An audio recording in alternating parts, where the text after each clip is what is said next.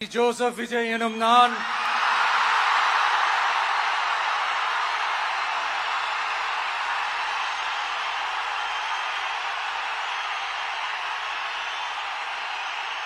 சட்டப்படி அமைக்கப்பெற்ற இந்திய அரசியல் அமைப்பின்பால் உண்மையான நம்பிக்கையும் மாறா பற்றும் கொண்டிருப்பேன் என்றும் இந்திய நாட்டின் ஒப்பில்லாத முழு முதல் ஆட்சியையும் ஒருமையையும் நிலை நிறுத்துவேன் என்றும் தமிழ்நாட்டு அரசின் முதலமைச்சராக